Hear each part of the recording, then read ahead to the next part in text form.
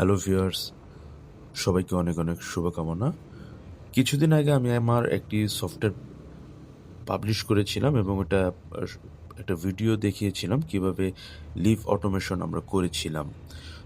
So ওই leave automation অ্যাপ্লিকেশনে আমি কিছু এআই ফিচার অ্যাড করেছি, যেটা আজকে আমি আপনাদেরকে দেখাবো।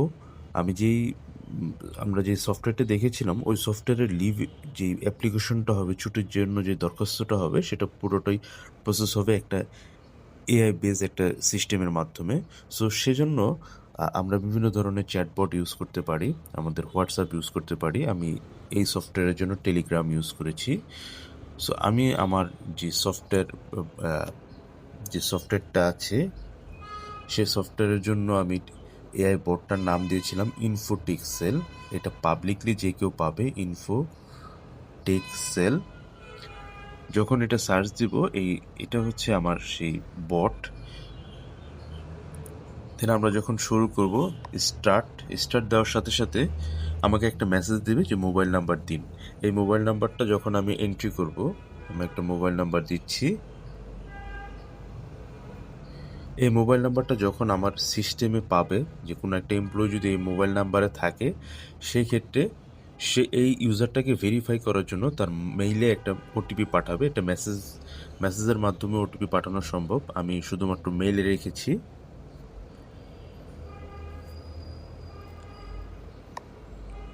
সো মেইলে একটা ওটিপি পাঠানো হয়েছে এবং সেই ওটিপি দেখে আমার এখানে টাইপ করতে হবে। সো আমরা দেখতে পাচ্ছি মেইলে একটা ওটিপি এসেছে।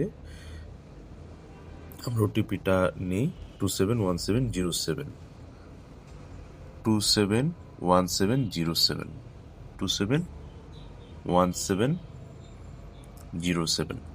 সো ওটিপি প্রবেশ দেওয়ার সাথে সাথে যদি ওটিপি ঠিক থাকে, তখন ভেরিফাই করে নেবে যে যেই এমপ্লয়িটা এই ছুটিটার আবেদন করেছে, সেই এমপ্লয়িটা কে এবং ভ্যালিড কিনা। ভ্যালিড যখন পাবে, সে তখন তাকে বলবে, নামটা নিয়ে বলবে যে ছুটির আবেদনের জন্য নিচের মেনু ক্লিক করুন। সো আমরা ছুটির আবেদন ক্লিক করে নিলাম। দেন আমার ডাটাবেস থেকে ছুটির আবেদনের ধরনগুলো সে সিলেক্ট করবে। সেখানে আমরা শুধুমাত্র একটি ধরন রেখেছি, এখানে অনেক ধরন রাখা যাবে। মাতৃকালীন ছুটি, আর্ন লিভ, মেডিকেল লিভ, অনেক ধরনের ছুটি রাখা যাবে। আমরা শুধুমাত্র নৈমিত্তিক ছুটি রেখেছি। সো নৈমিত্তিক ছুটি যখন আমি ক্লিক করব, দেন আমাকে বলবে যে কবে থেকে আমি ছুটিটা নিতে চাচ্ছি। আমি আজকের ডেটটাই দিচ্ছি, 09/09/2025, এবং আমাকে শেষের তারিখ, আমি ধরে নিচ্ছি একদিনের আমরা একটা ছুটি নিব, অথবা একদিনের ছুটি নিই, 09/09/25, এবং ছুটির কারণ উল্লেখ করতে বলা হয়েছে। তো আমরা দিচ্ছি ব্যক্তিগত জরুরি প্রয়োজনে।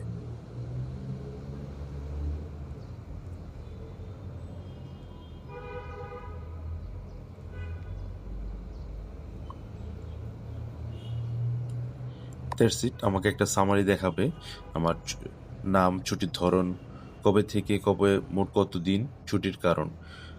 এরপর আমি যখন সংরক্ষণ করুন বাটনটা ক্লিক করব, অটোমেটিক্যালি আমার যদি এই ছুটির জন্য কোনো রিকমেন্ডার থাকে, তার কাছে চলে যাবে, সুপারিশকারীর কাছে চলে যাবে। আর যদি রিকমেন্ডার না থাকে, সরাসরি অ্যাপ্রুভারের কাছে চলে যাবে।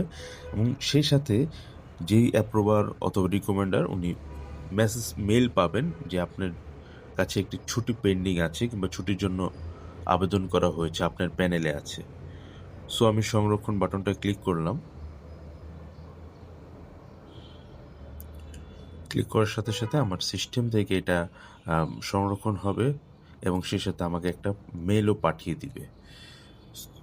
সো আমাকে মেসেজ দিচ্ছে আপনার ছুটির আবেদন সংরক্ষিত হয়েছে।